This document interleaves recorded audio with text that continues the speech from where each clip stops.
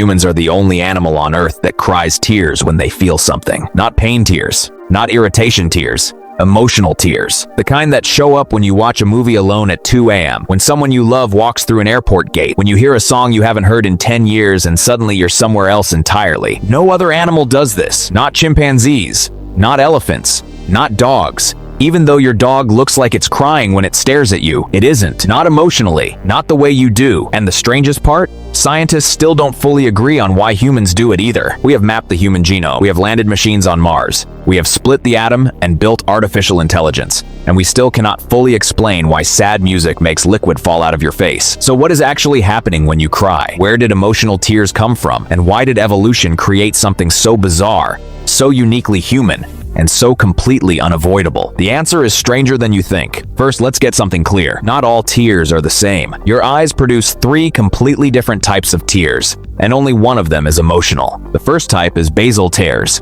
These are the tears your eyes make constantly, every single second of every day, whether you feel anything or not. They keep your eyes lubricated, protect against infection, and make sure your vision stays clear. You are technically always crying, you just don't notice. The second type is reflex tears. These are the ones that appear when something irritates your eye. Smoke, dust, chopped onions, a stray eyelash. Your body produces them as a purely mechanical response. No emotion involved. Your eye detects a threat and flushes it out. And then there is the third type, emotional tears. And here is where things get genuinely strange, because emotional tears are chemically different from the other two. Scientists analyzing emotional tears under a microscope have found something remarkable. They contain higher concentrations of stress hormones, including prolactin, adrenocorticotropic hormone, and leucine enkephalin, which is a natural painkiller produced by your own body. In other words, when you cry emotionally, your tears are literally carrying stress chemicals out of your body. Some researchers believe emotional crying is a form of biological self-regulation, a physical mechanism for releasing emotional pressure that is built up inside you. Your body treats overwhelming emotion the same way it treats a toxic substance. It tries to flush it out. Now here is the part that should genuinely bother you. Every mammal on Earth has tear ducts. Every single one. Cats, dogs, horses, elephants, chimpanzees. All of them produce basal tears and reflex tears, but none of them produce emotional tears. Not one. Elephants are one of the most emotionally complex animals on Earth. They grieve their dead. They comfort each other. They remember losses for decades. And yet, elephants do not cry emotional tears. Chimpanzees share 98.7% of our DNA. They feel fear, joy, attachment, grief, and frustration. Researchers have studied chimpanzee emotional responses extensively. No emotional tears. Even human babies, in their very first weeks of life, cry loudly and constantly but produce almost no tears at all.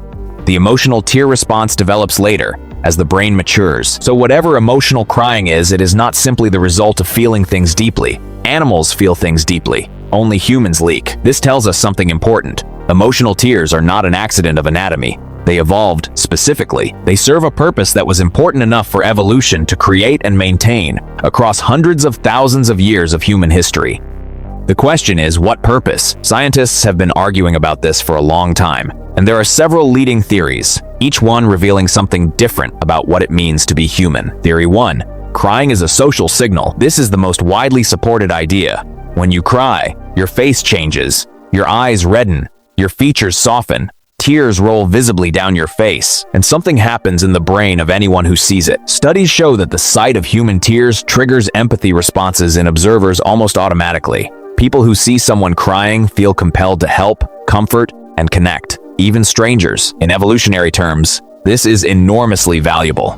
Early humans lived in small, tight groups where cooperation meant survival, a signal that reliably communicated distress, vulnerability, and need, and that reliably triggered helping behavior in others would have been extraordinarily useful. Crying may have evolved as the ultimate social bonding tool, a signal so honest, so hard to fake convincingly, that it became the most trusted form of emotional communication humans possess. Theory 2. Crying releases stress. As we mentioned, emotional tears contain stress hormones. Many people report feeling physically better after crying, calmer, lighter, more regulated.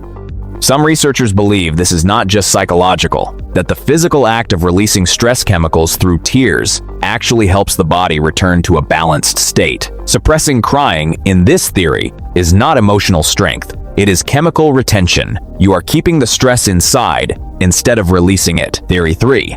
Crying evolved from infant distress calls. Human babies cry loudly to signal need. This is universal across all human cultures. Some researchers believe adult emotional crying is an evolutionary remnant of this same system, a distress signal that never fully switched off as humans matured, but instead transformed into something more socially sophisticated. In this theory, adult crying is essentially a refined version of the infant cry, still a signal, still asking for help, just quieter, more controlled, and loaded with additional social meaning. Here is something almost nobody talks about. Crying feels different depending on what causes it.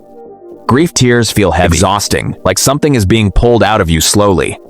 Relief tears feel sudden, like a pressure valve releasing all at once. And then there are tears from beauty, from music, from watching strangers be kind to each other, from art that somehow reaches inside you and touches something you didn't even know was there. These tears are the strangest of all because nothing bad happened. Nobody is in danger. There is no distress to signal, and scientists call this being moved to tears. And research suggests it happens when you experience something that feels larger than yourself.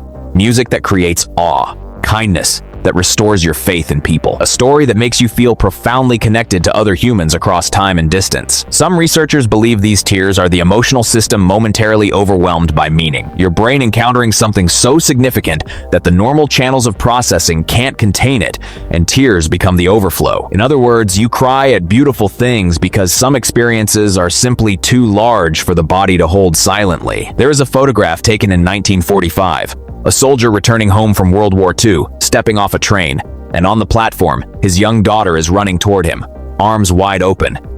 In the photograph, the soldier is crying. He survived the war, he made it home. His daughter is safe and running toward him. Nothing is wrong, everything is right. And he is crying because sometimes the emotion is simply too large. Because joy and relief and love and the weight of everything survived can overwhelm a human body just as completely as grief can. No other animal has this. No other creature on Earth experiences something so beautiful that liquid falls from its eyes.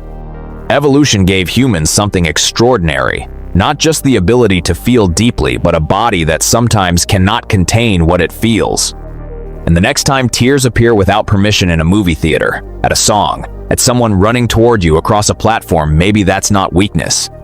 Maybe that's just what it looks like when something genuinely matters. Like, subscribe, comment, next video suggestion.